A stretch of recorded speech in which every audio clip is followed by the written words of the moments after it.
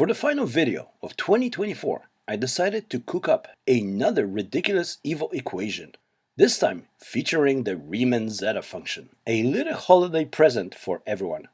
And of course, I'm going to use it in a very stupid way. But first, I thought I'll introduce you all to my new favorite number, 699. Ah yes, the older cousin of 69. So you might ask, what's so special about this number? Well, it is a similar idea to 69, except this time you have a special friend helping you from the behind, like a cozy little beef patty between two warm buns. Lots of fun, and strictly for professionals. If you think you might be into 699, then this next mathematical creation is for you. So, for this one, I decided to start with Euler's number and give it a power of cos x. Then to make things a little more interesting, I decided to add a natural log of x.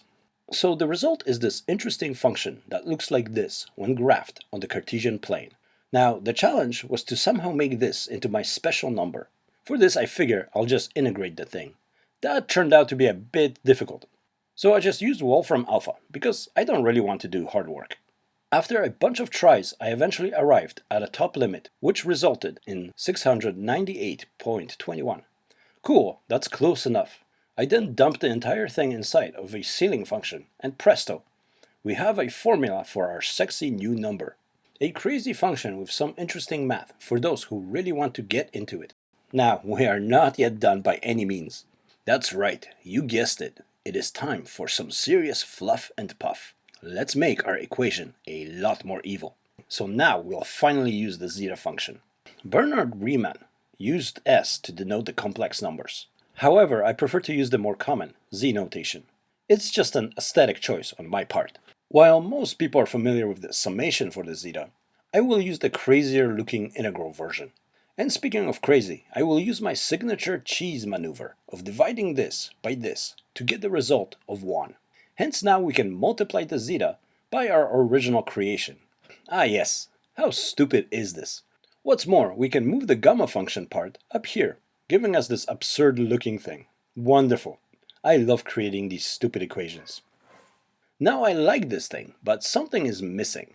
The denominator seems a little empty. I think I need to add a 0 under here. Let's use a matrix for this one.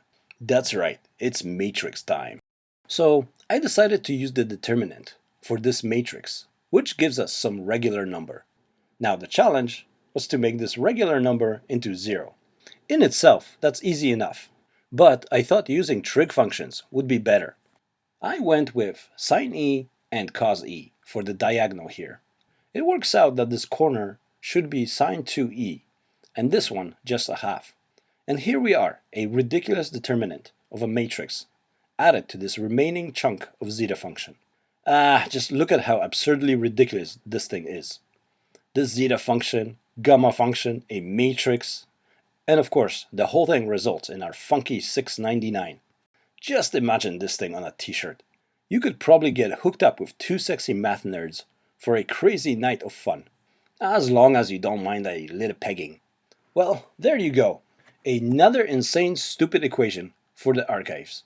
Hope you all had fun with this one. As always, subscriptions, likes, and comments are welcome. But what really goes a long way is if you share this video with your friends.